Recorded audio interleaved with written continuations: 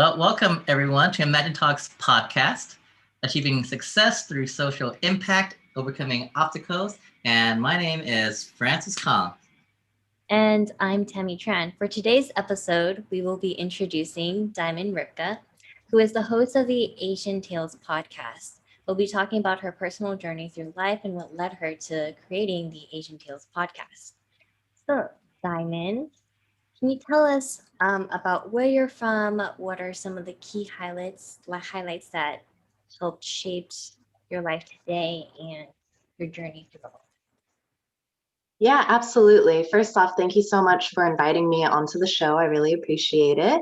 Hello, everyone. My name is Diamond Ripka. I was born in California in a small city called Red Bluff. It's in Northern California, the true Northern California. I know when I went to school in San Luis Obispo, everyone thought San Francisco was Northern California, but there is a lot more land above San Francisco. So I'm from Red Bluff, California, small town. Ended up going down to San Luis Obispo for my bachelor's degree, and then I went off to China for my master's, and now I'm living in Australia. So I do enjoy traveling and going around the world. I'm sorry, could you repeat the rest of the question? Yeah, certainly. What are some of the key highlights that helped shape your life today? Oh, yes, yes. So traveling obviously was a big part, as was education. So I grew up in a household where I was allowed to pretty much do anything I wanted as long as I got good grades and did sports, and I was very involved with the academic lifestyle. So this actually led me to go on to college into San Luis Obispo, where it's quite progressive down there at Cal Poly, and they really encourage you to do a lot of things, try a lot of new activities. And one of the things that I wanted to try was studying abroad, but I didn't know how to fit it into my schedule at the time. What ended up happening was I just thought about it for 4 years. And then my senior year, as I'm walking through the hallway, not knowing what I'm going to do with the rest of my life, I actually saw a flyer for the master's program in China. And my dad lived in China at the time working. So I thought, this is a sign from the universe. It means I need to go to China. So I went off to China and I studied over there. And the reason why I really enjoyed living in China was I am half Japanese. And growing up, I felt like I didn't get to be involved with the Asian culture as much as I really wanted to. So living in China sort of filled an emptiness that I wanted to experience in my life. However, afterwards, when I came back, I felt kind of shameful at the same time because I thought, man, I just spent 3 years living in China when I could have spent 3 years living in Japan and connecting with my own cultural roots. So it was kind of interesting. So I felt this turmoil inside of me that I'd always felt growing up in high school and at Cal Poly, and just basically my whole life. I felt this turmoil of, am I really Japanese enough? Am I not? So all of these life experiences and combinations coming together sort of led me to where I am now. I did a Asian beauty pageant last year, which was really fun, something new. I've never done a beauty pageant before, and I had never been so involved in the Asian American community. I know Miss Asian Global is a global pageant, but there was a lot of Asian Americans who participated in the pageant, and being involved with them and being, I don't want to say forced because it's not forced, but I had to talk with everyone. We had to share stories and we had to share life events and things like that. And just being in that environment opened up my eyes to, what's the word I'm thinking of? Just a different perspective on the community that I didn't know that I could have, or that was there in the first place. So yeah, that sort of shaped who I am today. And this is me now. Hi.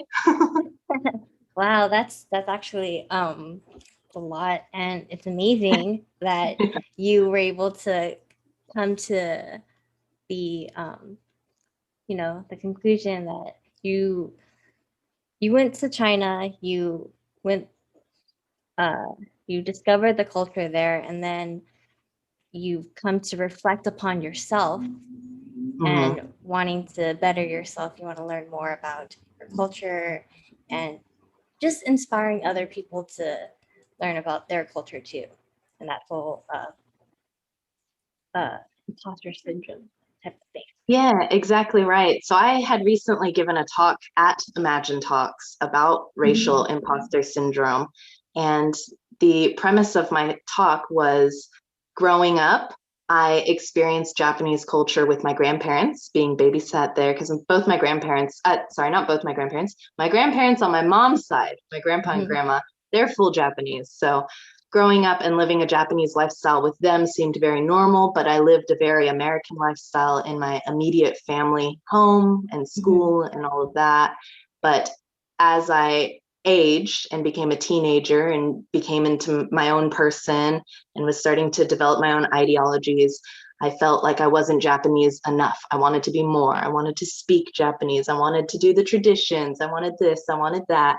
Yeah. And yeah, so Imagine Talks, I basically discussed how this led me to develop a big case of racial imposter syndrome. I was ashamed. I felt like I was not worthy enough to be Japanese because I didn't speak the language. I don't know the food. I don't know the culture. I don't know the difference between a yukata and a kimono, all of those. So that's what I talked about at Imagine Talks and how that led me to open conversation with other individuals about the same issue. Yeah. And I know you mentioned to us earlier that because of that, that's what led you to create the Asian Tales podcast.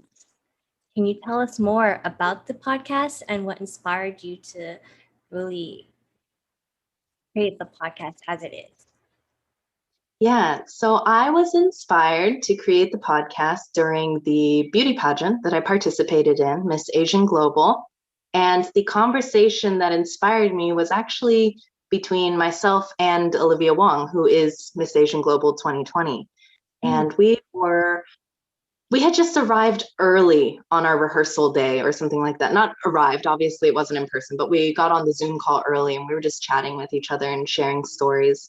And one of the stories I shared with her was when I was in high school, I used to tell people that I was way more Japanese than I was, that we spoke Japanese at home. We had special dinners every weekend. We ate with hashi, which are chopsticks. I wore kimonos for all of the wonderful events that we had that were Japanese related.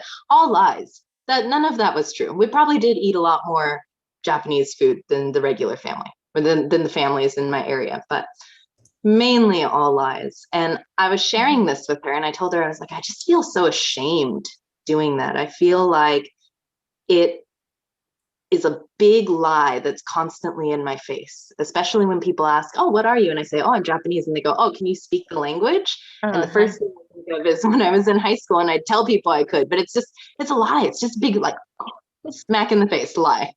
And Olivia really connected and she said, on the opposite hand, she went into school telling people that she wasn't Chinese American, that she was, I think she said Portuguese and Filipino. Maybe I forgot which ethnicity she said, but basically that she used to lie because she just didn't want to be connected to it because growing up she had seen stereotypes connected to it. Obviously now she's super proud to be Chinese American and she's great representation, Miss Asian Global, everything. But when we're growing up and we're at that age where we're trying to fit in or make ourselves this presence that we want to be, we just connected. And after this conversation, I had this wow moment, this aha moment.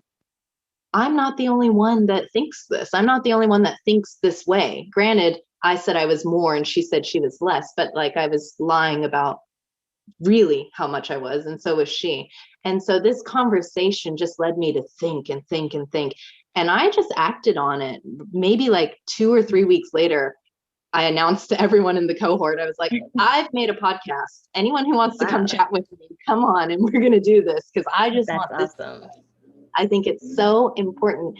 I felt so enlightened and had such a weight lifted off my shoulder when she had shared this tale with me. And another one of the gals, Daisy, she's one of the princesses from Miss Asian Global. Daisy told me that she learned Japanese. She's Chinese. She learned Japanese and I had learned Chinese and I'm Japanese. And so we sort of shared this connection of, gosh, should we have learned our own language, our own like cultural language?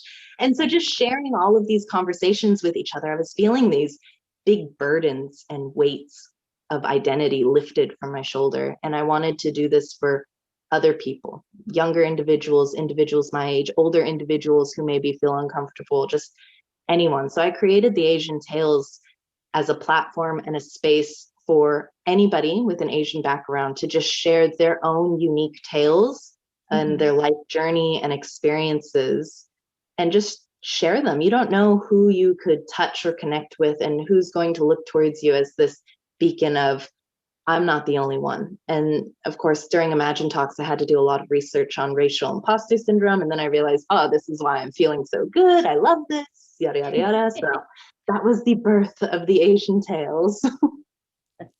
That's amazing. That's so inspiring. And I love how like you just took action right after speaking with Olivia, and then having all these other people that you spoke to and could identify with. Yeah, it was really like bim, bam, boom. Here's the Asian Tales, guys. So Diamond, some of the things that you have talked about include a lot of stories from many other people that you've met in the pageant world. What are some of your more memorable guests that you've interviewed so far for the Asian Tales podcast? I actually just interviewed a young woman named Sylvia Wakana. She is a Japanese American food blogger. And the reason why she's one of my most memorable guests is because she is half Japanese, and she had the life that I used to imagine myself having, which I just found really fascinating. So she grew up in LA. Her mom spoke Japanese to her so she can speak Japanese, and she used to go to Tokyo every summer. I think she still does. And it was just amazing asking her questions about food, which was a big lie that I used to tell about when I was younger. Culture, we shared stories about anime, because I think that a lot of people don't think that I watch anime. I don't know why you would think that, but I am a huge anime fan. I love anime. I love reading manga, all of that stuff. So we just had a really good conversation. And I think it was really memorable because it was a really lighthearted conversation. There was no negative aspects to it whatsoever. And for me personally, I got to ask a lot of questions that I wanted to know when I was younger. You know, so there was a part that was really fulfilled and really satisfying by speaking with her. And she's so lovely. She's so, so nice.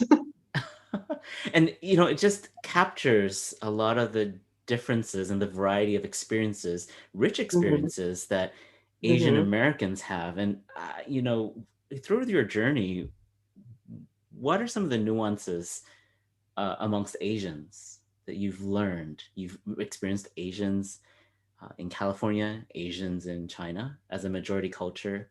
And certainly I imagine you've heard stories from Asians in Australia as well. I'm glad you asked me this question, because as I had mentioned earlier, I think traveling is really important and played a huge part in my life. And I think speaking with new individuals from other countries is really important for everyone, because everyone's lifestyle is very different. Now, obviously, I can only speak to my own experiences.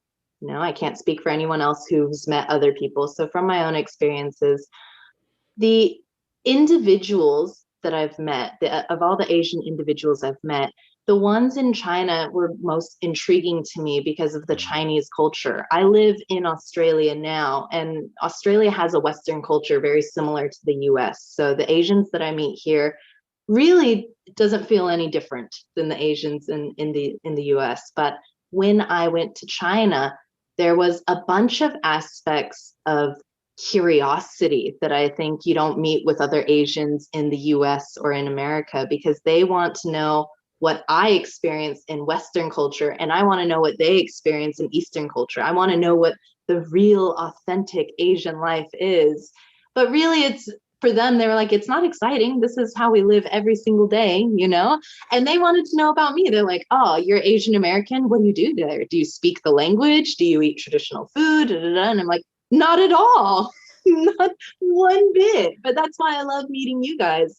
And when I went to Australia, it's interesting in Australia because my partner is Taiwanese Chinese and his grandmother is from Taiwan. So there's a lot of cultural aspect. For example, we just had Chinese New Year dinner with her and the family here. So I feel a lot more involved in traditions with the Asians that I've met here, but I think that's because of my circumstance. I am dating an Asian person, therefore I am involved with their Asian lifestyle. For the Asians that I've met outside of my partner and his family, it's very similar to the US, similar to the culture. Depends on your parents. Are they first generation, second generation? Depends on where you went to school. Did you go to a language school growing up? Did you not? Did you just go to Australian school or the US public schools, something like that? So it's very interesting because I think the major differences were between people living in Eastern countries versus people living in Western style countries. Those are the two main differences. That really reminds me of some of my friends' experiences in Hawaii, where it's a majority Asian culture. So technically it's Asian American, but then they don't really feel that being Asian is unusual or unique. It's just a majority culture. So you've talked quite a bit about what it's been like growing up, but also in personal life too, some of the traditions that you have been partaking with family. Thinking about the workplace, you've worked in many different settings, and I imagine that sometimes racial imposter syndrome may creep into the workplace too. Maybe it affects people's performance, maybe it affects interactions between colleagues. So just was wondering, in your experience, if racial imposter syndrome plays a role in the workplace, at what you've seen in your experience, and what you see, how people have addressed it. Yeah, that's a good question. And, there are a lot of individuals who can speak on this. I am very, very, very fortunate in my life where I don't experience this imposter syndrome in the workplace at all, nor did I really experience it in school. I did a little bit, and I mentioned it in my talk afterwards, but not really, not to an extent where I could really enlighten someone about it. I've been very lucky in that race, ethnicity, culture has never come up in my workplace. Whereas all of my jobs have always been around quality of work, work ethic, and if you know how to do your job or not. So I've been very, very lucky in my workplaces.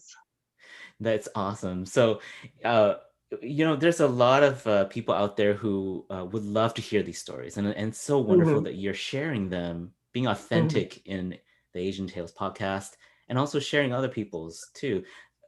If you could have a message that the listeners could take away, what kind of messages would you like your listeners to take away after hearing the Asian Tales podcast? This is a great question because I do the same thing on my podcast as well, because all of my guests on the show, I want them to give a message to basically a younger version of themselves or a different version of themselves. And I want to know what they want to say as well. So for me, if I could give a message to, let's say, high school me, or the person who had those feelings, that regardless of age, you don't have to be a teenager, you could be a young adult, an adult, a child, whoever, someone who's feeling that, I would say it's really important to, one, share these feelings with someone, and two, something that Sylvia Wakana said was to not feel ashamed to ask questions to people if you want to get involved, because oftentimes people who are like me, who were born in the States or a Western country and are half an Asian ethnicity, feel like they are not worthy enough of experiencing these cultures, especially if you don't speak the language. Well, I don't speak the language. I don't understand these traditions. I don't understand the food. And it's not true. It's who you are. And we're an interesting category. We don't partake in all of these traditions. However, that is who we are ethnically. We are half. My mom is full Japanese. She's a very adorable little Japanese woman. My grandparents are full Japanese. I used to sit and watch her drink tea and cheekily pull up daikon radishes from her garden. And she'd yell at me and go, "Nanda, you little monkey." It's just things that you don't realize. It's different. You're your own person. You don't have to fit into a certain category. And if you want to learn more about who your grandparents were, who your mom was, who you could be, or who you are, or who you want to be, you can. There's no shame in that. And there's no shame in asking questions at all. And someone who's shaming you for asking questions, maybe have a conversation with them. See why they feel that way. I love how you feel so comfortable with who you are and how you are expressing the message to people. Hey, it's fine to be you. It's okay to be you. So a couple of things I'm thinking about for you in the future, your podcast future, and you yourself, any journeys you're looking forward to. The first question is, what's next in store with the Asian Tales podcast? Yeah, so for now, it is a very casual podcast. I do not want it to be anything fancy. You don't need to come in, you don't need to dress up for it. I was doing video portions, but then I changed it to audio because I don't want you to care about what you look like and how you're sounding or anything like that. I want you to just have a conversation. Don't worry about it. If you stutter over something, not a big deal. It's comfortable. I want you to share your tale. So for now, it's just very casual and calm and kind of like that. But I hope in the future that I could interview more people that talk about their culture. As in, I really want to talk to people who will share myths and legends, or I really want to talk to people who will explain certain food dishes or things like this, because not only is it your personal experience, it's a great opportunity to educate people that want to connect more with their culture. For example, I really want to learn more about Japanese culture. Maybe people of Vietnamese descent want to learn more about Vietnamese culture, or Chinese, etc., whatever, Korean.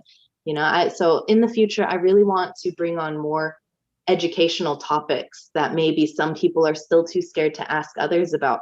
For example, I'm not scared to ask it. What is the difference between a yukata and a kimono? When do I wear which one? Why? I don't know. Is it the material? Is it for seasons? I have no idea. But I would love to talk to someone about that and have them educate me on it. That's absolutely 100% something that I want in the future. Something for people to learn from. I'm hearing you've conquered 3 continents so far, right? North America, Asia, Australia. What other continents do you have in store for you in the future? Well, living wise, I probably won't move anywhere again. It's very difficult. I'm just going to throw my dog into this podcast because I love him so much. He's lived with me to all 3 places. He's lived with me in the States, he's lived with me in China, and he now lives with me in Australia right now. And he's too old to keep traveling. So I don't think that he'll come with me anywhere else. And I don't think that I'll really live in a new country. However, I do love traveling, and I've been to a lot of places, not just China, Australia, and the US, but I've been to loads of places. I've gone through Europe. I wouldn't mind going back through Europe, but I haven't been to Japan. Oh my goodness. That's on my list of places to go. Well, hoping that travel opens up certainly in the future. We wanted to end with any messages you want to give to our viewers and listeners. Is there anything that you'd like to say? Any messages? Any things that you'd like them to come away with? Yeah, absolutely. And I think it's the same message, my same personal message that I gave earlier is really don't be afraid to be yourself and don't be afraid to ask questions. I think one of the number one fears that people have that they might not even realize it is they're too scared to ask questions, whether it's a simple question, complex question, a question that they don't even know that they have, but they're trying to form in their head on the fly, on the go. It's okay. Just ask questions. And I think Imagine Talks is really cool because it invites a bunch of people of different backgrounds to share their tales as well and a message of some sort. And I think that any one of the people you see on Imagine Talks or on the podcast is all really friendly too. And I would encourage you to reach out and ask them questions too if you connect with any of their messages that they have, because I would want to encourage anyone listening to my show to do the same. Reach out, ask those questions. If you feel inspired, tell them that, all of the good stuff. Don't be afraid to ask a question. Thank you so much for that. Diamond, if people want to get in touch with you or to view your Instagram or other social media, where can they find you? Yeah, I am very active on Instagram at Diamond Ripka, DIAMONDRYPKA. I answer questions on there all the time, as well as if you ever listen to my podcast and you have questions there, or you want to be involved in the bonus mini episodes, which I invite you to go check out, you can always message me on my Instagram through that. If you want to check out the actual podcast, I am streaming it on Spotify, Apple Podcasts, Google Podcasts, Anchor Podcast. There's a lot of places. Just Google the Asian Tales podcast and you'll find one somewhere. That's awesome. We definitely will check it out. Thank you so much for being with us, Diamond. Yeah, thank you so much for having me. Thank you for joining us for this episode with Diamond Ripka. You can view Diamond's talk on YouTube by searching for the Imagine Talks channel. To learn more about Imagine Talks, go to www.imaginetalks.org. Edge Interns and Mental Power Hacks supports this podcast. Edge Interns sources the best interns to the best companies. Learn more at EDGE, that's edgeinterns.com. Mental Power Hacks is where you'll get life hacks to boost your mental performance, productivity, and success. Connect at mentalpowerhacks.com. Subscribe to us and get the latest episodes of the Imagine Talks podcast, achieving success, social impact, and overcoming obstacles. See you next episode.